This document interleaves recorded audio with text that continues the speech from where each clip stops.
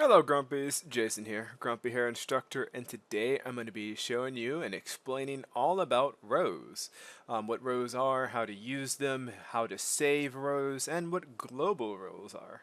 So, let's start. Let's get into my test page here.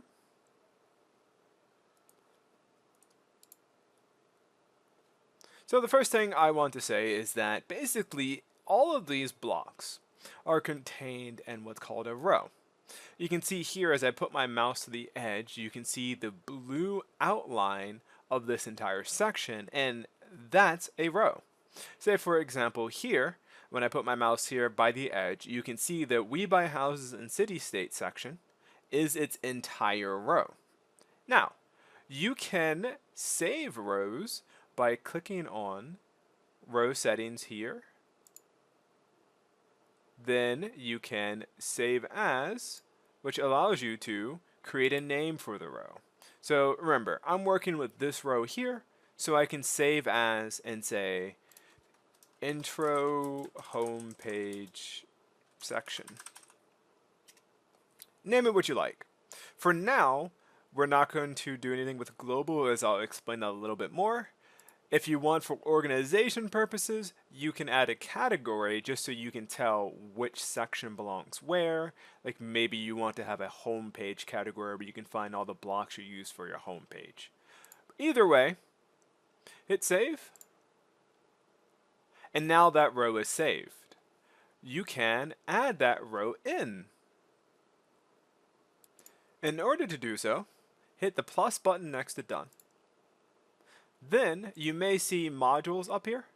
Click on saved. From saved, you can see these saved rows.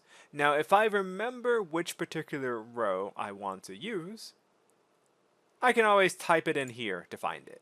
If I'm not sure, then I can just scroll through until I see the name. Since I just created that row, it's going to be at the very bottom. So, once I have that row in question, I can actually just drag and drop it wherever I want. So if I want to put it right beneath this section, I can do so by just dragging and dropping it right beneath that section. And now another section of it. If I wanted to put it, say for example, here, instead of this section, this row, I could repeat that same process by just clicking it, going to it, dragging and dropping, and I'm actually going to stick it right there. Then I could, delete the excess section. Say for example, I'm replacing this one, and then give that a delete. There you go. Now, as I mentioned, global rows. That is something slightly different. So this behaves like a normal row. I can drag and drop it, I can edit, I can change it however I like. It's just a completely buildable section. What a global row is a row that contains information that changes on every page that global row has. So as an example, I have the Sell Your House page pulled up. And on that Sell Your House page, you can see this same exact row. That's on this page.